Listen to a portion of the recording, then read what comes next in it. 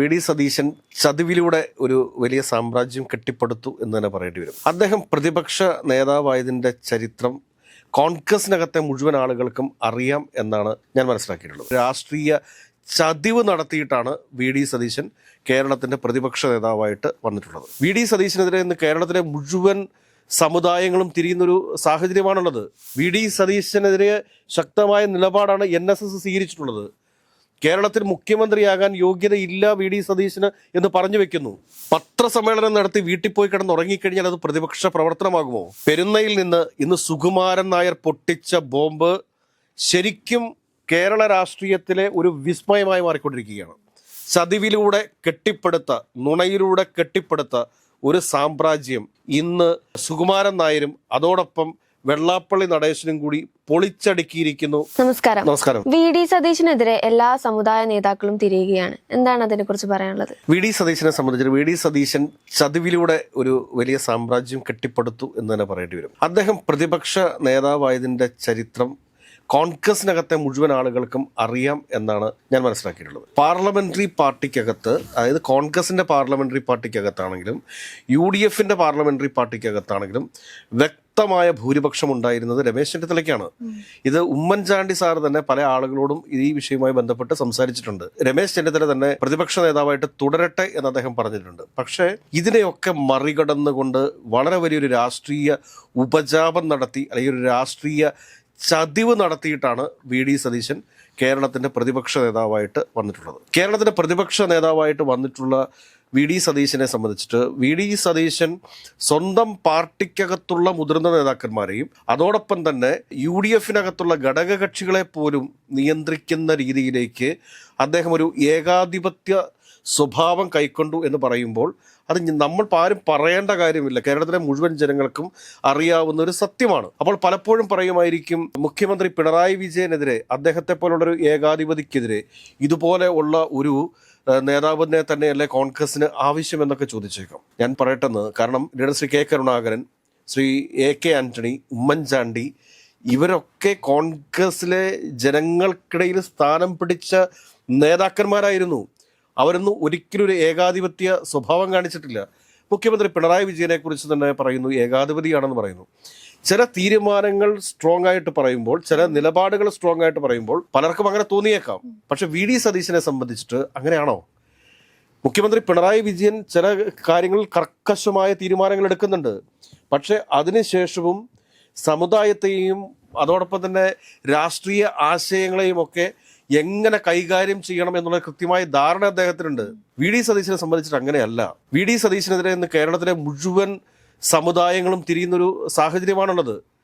VD. Satheesan സ്വീകരിച്ചുകൊണ്ടിരിക്കുന്ന മുസ്ലിം പ്രീണന നയങ്ങൾ അത് തീർച്ചയായിട്ടും വി.ഡി. സതീശന് ഭാവിയിൽ പാരയായിട്ട് മാറും. ഒരു കാര്യം നമ്മളൊന്ന് ആലോചിക്കേണ്ടതുണ്ട്. മഹാരാഷ്ട്ര തെരഞ്ഞെടുപ്പിൽ കോൺഗ്രസിനും NCPക്കും പോലും നേടാൻ സാധിക്കാത്തതിനേക്കാൾ കൂടുതൽ നേട്ടം അസ്രുദ്ദീൻ ഒവൈസി എന്ന് പറയുന്ന ഒരാൾക്ക് നേടാൻ വേണ്ടിയിട്ട് സാധിച്ചു. ദേശീയ രാഷ്ട്രീയത്തിൽ തന്നെ BJPക്ക് ബദലായിട്ട്, BJPയുടെ ഹിന്ദു രാഷ്ട്രീയത്തിന് ബദലായിട്ട് മുസ്ലിം തീവ്ര രാഷ്ട്രീയത്തെ കൊണ്ടുവരുന്നതിന് വേണ്ടിയിട്ട് അസ്രുദ്ദീൻ ഒവൈസിയെ പോലെയുള്ള ഒരു വ്യക്തിയെ BJP തന്നെ വളർത്തിക്കൊണ്ടുവരുന്നു. മുസ്ലിം ലീഗ് പോലും ഭയപ്പെടേണ്ട ഒരു സാഹചര്യമാണ് നിലവിലത്തെ ദേശീയ രാഷ്ട്രീയത്തിൽ ഉണ്ടായിട്ടുള്ളത് എന്ന് ഇനിയെങ്കിലും മുസ്ലിം ലീഗ് തിരിച്ചറിയണം. അപ്പോൾ വെള്ളാപ്പള്ളി നടേശൻ എന്താണ് പറഞ്ഞിരിക്കുന്നത്? നായാടി മുതൽ നമ്പൂതിരി വരെ എന്നുള്ളത് ആദ്യം ഹിന്ദു പാർലമെന്റിന്റെ ഒരു സ്ലോഗനായിരുന്നു. പിന്നീട് അതിനെ വെള്ളാപ്പള്ളി നടേശൻ ഏറ്റെടുക്കുകയാണ് ചെയ്തത്. ഇന്നത്തെ പ്രസ്താവനയിൽ അദ്ദേഹം എന്താ പറഞ്ഞിട്ടുള്ളത്? നായാടി മുതൽ നമ്പൂതിരി മുതൽ നസ്രാണിയിലേക്ക് എത്തിയിരിക്കുന്നു. അതായത് നായരും നമ്പൂതിരിയും നസ്രാണിയും എല്ലാവരും കൂടി ഒരുമിക്കുന്ന ഒരു കാര്യത്തെക്കുറിച്ചാണ് വെള്ളാപ്പള്ളി നടേശൻ പറഞ്ഞിട്ടുള്ളത്. വെള്ളാപ്പള്ളി നടേശന്റെ പത്രസമ്മേളനം കഴിഞ്ഞ ഉടനെ തന്നെ പെരുന്നയിൽ നിന്ന് അതിൻ്റെ ഒരു പ്രതികരണം വരുന്നു.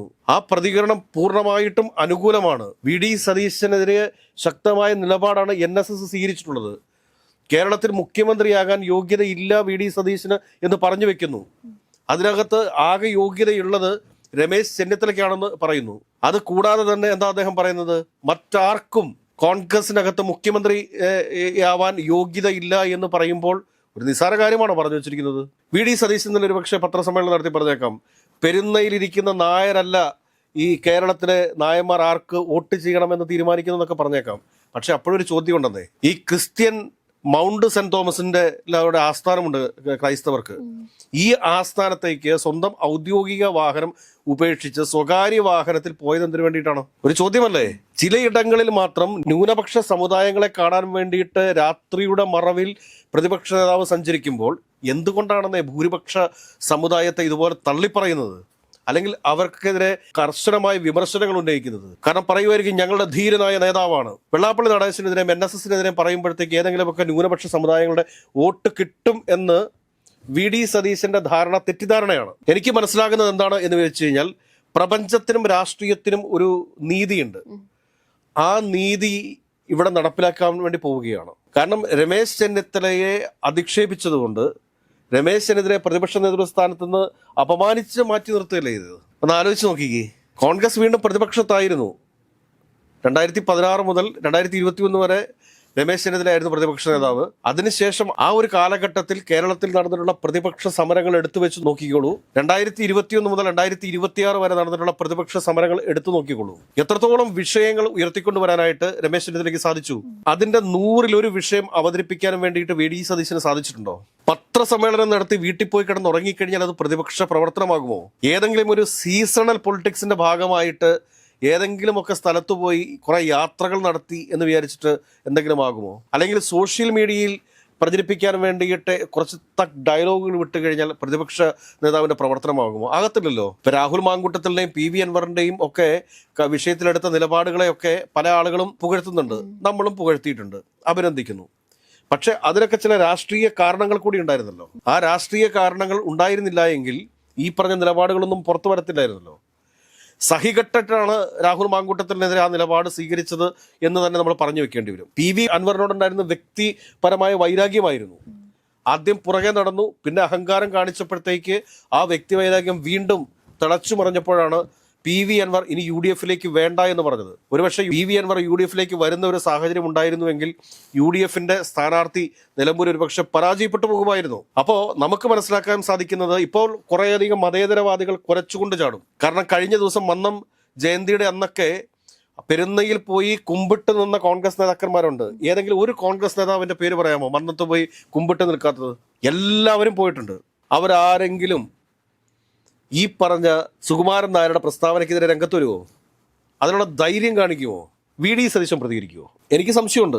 ഏതൊക്കെയായാലും ഒരു പ്രപഞ്ചത്തിൻ്റെ നിശ്ചയം പോലെ, അല്ലെങ്കിൽ ഒരു സത്യം നടപ്പിലാക്കുന്ന പോലെ VD സതീശൻ ന്യൂനപക്ഷ സമുദായങ്ങളിലേക്ക് ചുരുങ്ങുമ്പോൾ ഭൂരിപക്ഷ സമുദായം കോൺഗ്രസിനും UDF-നും എതിരാകുന്നു എന്ന് പറയുന്നത് നിസ്സാരമായിട്ട് തള്ളിക്കളയാൻ പറ്റുന്ന കാര്യമൊന്നുമല്ല. നെക്ക് ടു നെക്ക് ഫൈറ്റ് നടക്കാൻ പോകുന്ന ഒരു സമയമാണിത്.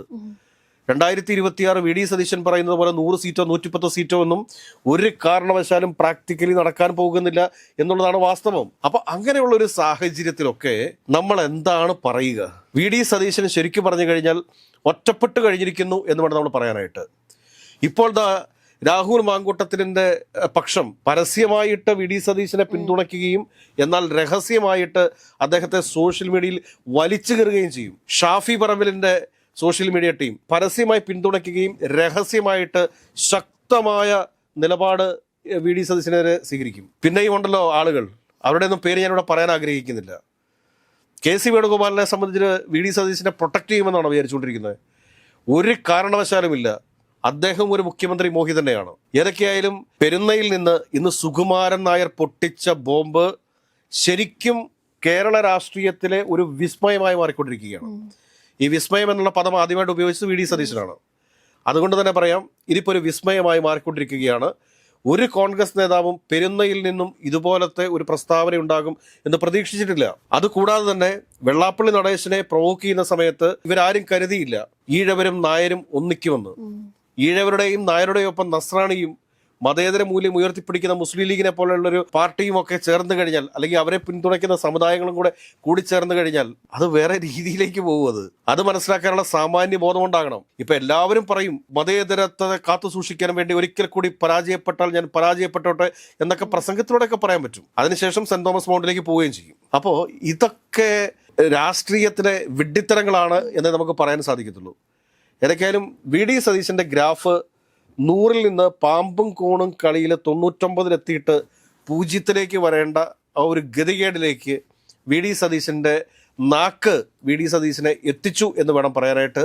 അതല്ലെങ്കിൽ ചതിവിലൂടെ കെട്ടിപ്പടുത്ത, നുണയിലൂടെ കെട്ടിപ്പടുത്ത ഒരു സാമ്രാജ്യം ഇന്ന് സുകുമാരൻ നായരും അതോടൊപ്പം വെള്ളാപ്പള്ളി നടേശനും കൂടി പൊളിച്ചടുക്കിയിരിക്കുന്നു, അല്ലെങ്കിൽ ആ കൊട്ടാരത്തിന് തീയിട്ടിരിക്കുന്നു എന്നാണ് ഈ അവസരത്തിൽ നമുക്ക് പറയാൻ വേണ്ടി സാധിക്കുക.